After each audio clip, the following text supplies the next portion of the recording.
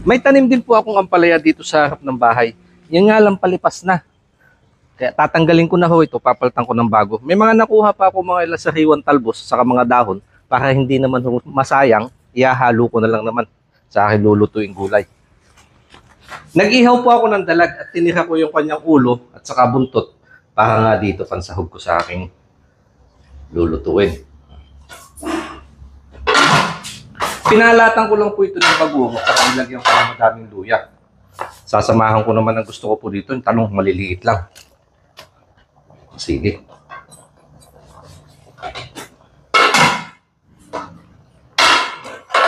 Lagay lang po natin itong dahon ng ampalaya. Ang dami.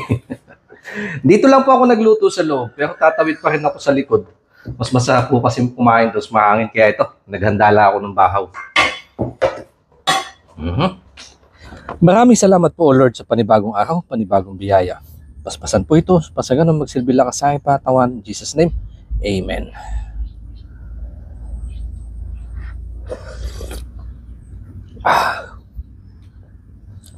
To the good yung sabaw na may kaunting pait.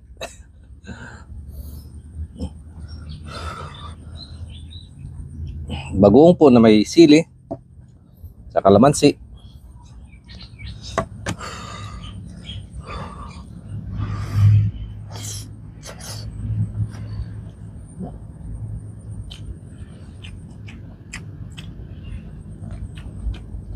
Aha.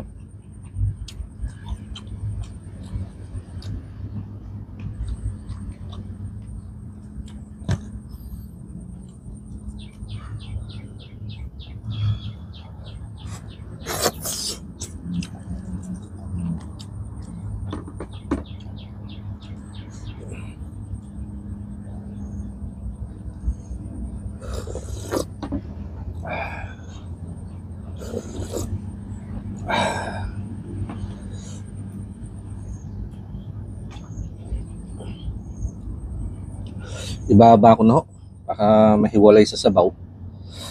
Mas madali lumamig.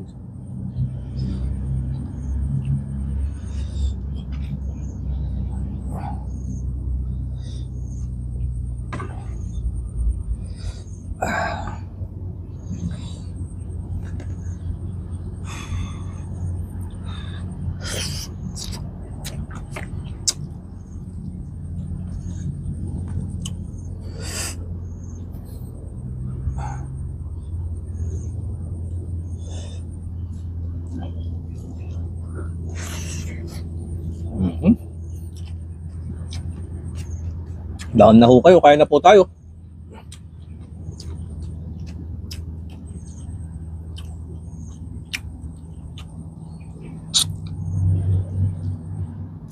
Ganito po yung mga pagkain bukid na hindi nakakasawang ulamin.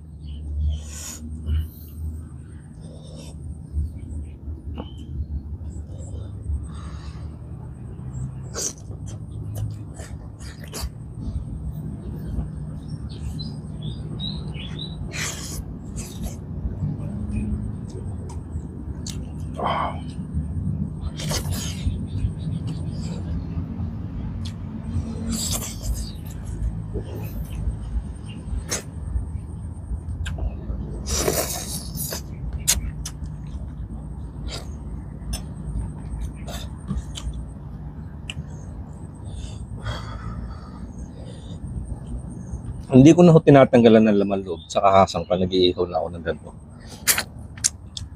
Dalag. Pero bago ko naman po yan lutuin, binababad ko at least magdamag or kahit 2 nights. Para hindi maglasa putik, tsaka malinis ho yung kanyang bituka.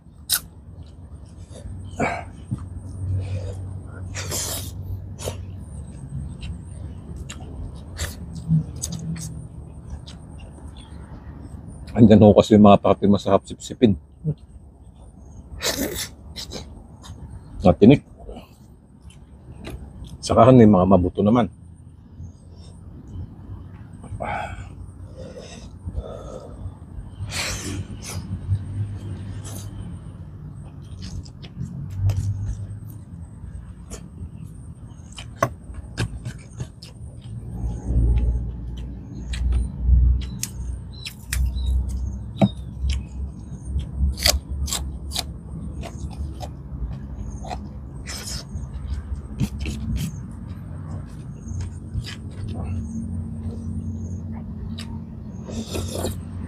Ah.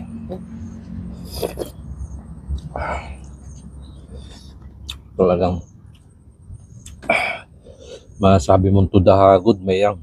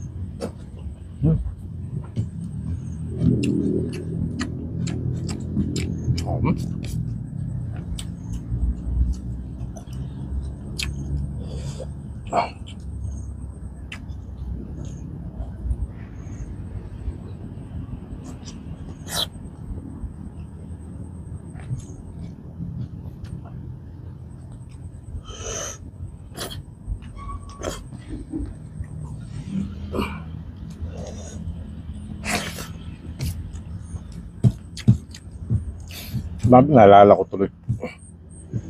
Mabilisan ho kasi itong luto, naisip ko lang. Kaya na umaga, nakalimutan ko bumili ng kabute. Lalo na sana kung meron itong kabute.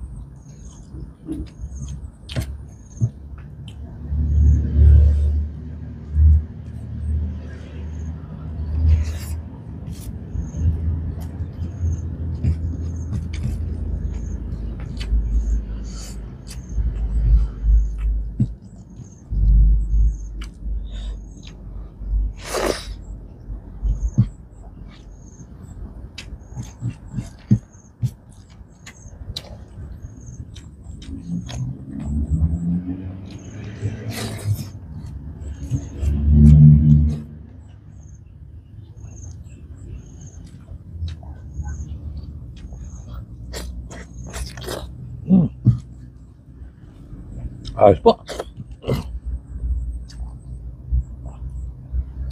Yung lang ako sabaw.